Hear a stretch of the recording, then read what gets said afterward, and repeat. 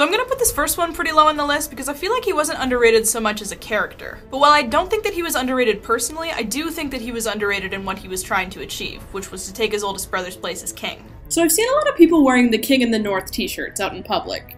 Okay, well maybe not out in public, but at comic book stores and other nerdier kind of venues. But anyways, not once did I see anyone wearing a Baratheon or a The King in Highgarden shirt, and I'm a little curious as to why. Renly doesn't want to be king for power or for wealth or because he believes he's entitled to it. He wants to be king because he believes he would do the best job, and for the most part, Renly would have made a good king. He cares about people, he's thoughtful, he's fairly smart, and he already has experience as a member of the small council, but most importantly, he knows how to make powerful allies.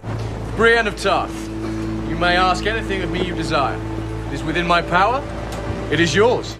Now, I know a lot of people disagree, saying, well, if he's such a great king that would take the job seriously, then why is he running a tournament for fun in the middle of a war? Well, have you ever read about conditions during a real war? It sucks. And it isn't the army's leaders that suffer during the war, it's the people at the bottom of the totem pole who crawl through the mud for them. So how do you get people to give up everything and volunteer to fight for you? Well, you can be cruel to them until they follow you out of fear, or bribe them into fighting for you, but that's not Renly's style. He knows that the best way to get people to be loyal to you is just to genuinely befriend them and try and keep them happy in such abysmal times. And what was the primary source of entertainment in the Middle Ages?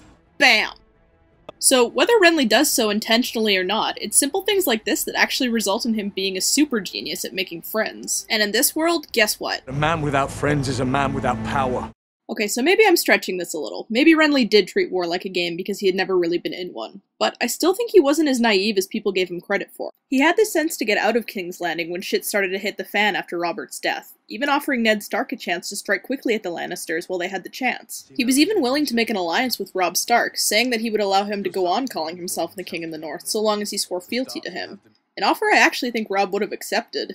Renly even makes a good point, saying that it had been the friendship between Robert and Ned that had liberated the kingdoms once before, so why not fight together again as Baratheon and Stark?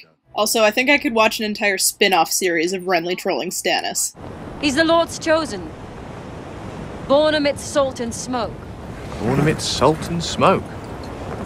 Is he a ham? In the end, I think it's a bit of a shame how it all turned out for Renly. There's no way he could have seen his death coming, or at least not in the way it did. I would have liked to have seen him go in a way that was a little less cheap.